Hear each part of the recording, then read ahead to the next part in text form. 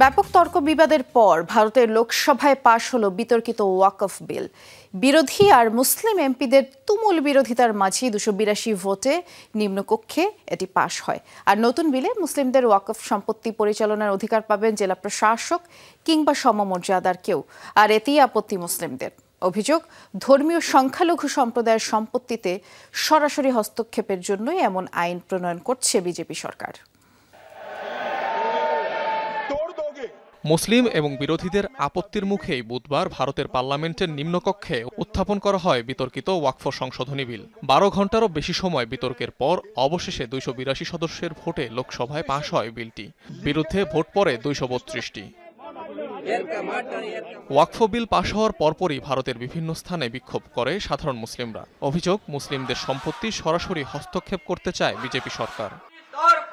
আইনিভাবে হোক কিংবা জেলে যেতে হোক অথবা সুরে চড়তে হোক, আমরা আমাদের অধিকারের জন্য লড়াই চালিয়ে যাব। এই বিল সহ্য করব না।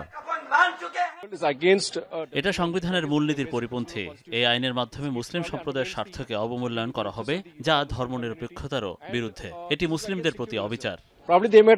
এদিকে বিলের বিরুদ্ধে প্রতিবাদ জানিয়ে অধিবেশন চলাকালে খসড়া কপি ছিঁড়ে ফেলেন আইএমএম নেতা আসাদুদ্দিন ওয়াইসি। দাবি, সংস্কারের নামে মুসলিমদের সম্পত্তির উপর কর্তৃত্ব প্রতিষ্ঠা করতে চায় মোদি প্রশাসন, তাই অন্তর্ভুক্ত করা হচ্ছে অমুসলিমদের। এই বিল ভারতের মুসলমানদের ইমান ইবাদতের উপর হামলা। নরেন্দ্র মোদীর হুকুমে এই দেশের সবচেয়ে বড় সংখ্যালঘু সম্প্রদায়ের বিরুদ্ধে যুদ্ধ ঘোষণা করা হয়েছে। আমাদের সমাধি, মসজিদ, দরগাকে টার্গেট করা হচ্ছে। মুসলিমদের অন্য দরজার দ্বারস্থ করা হচ্ছে।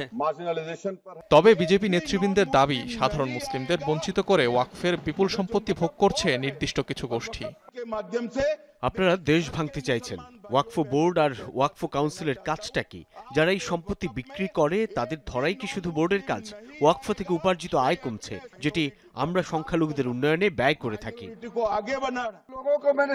অনেকেই বলছেন এই বিল অসাংবিধানিক। তাদের কাছে প্রশ্ন রাখতে চাই, এটা কিভাবে হয়? যদি বিলটি সংবিধান পরিপন্থী হয়েই থাকে, তাহলে আদালত কেন এটিকে থামালো না? সাধারণত ওয়াকফ বলতে মুসলিমদের দান করা সম্পত্তিকে বোঝায়। আল্লাহর নামে নিবেদিত এসব স্থাবর অস্থাবর সম্পত্তির মধ্যে রয়েছে মাদ্রাসা, কবরস্থান, অনাথাশ্রম কিংবা জায়গা জমি। নিয়মানুযায়ী এ ধরনের সম্পত্তি বেচাকেনা কিংবা অন্য কোনো উদ্দেশ্যে ব্যবহার করা যায় না। পুরনো আইন অনুযায়ী ভারতে মুসলিমদের দান করা এই সম্পত্তির একক মালিক দেশটির ওয়াকফ বোর্ড, কিন্তু নতুন বিলে থাকছে না সেই ক্ষমতা। জেলা প্রশাসক কিংবা সমমর্যাদার কেউ পাবে মুসলিমদের দান করা সম্পত্তি পরিচালনার অধিকার।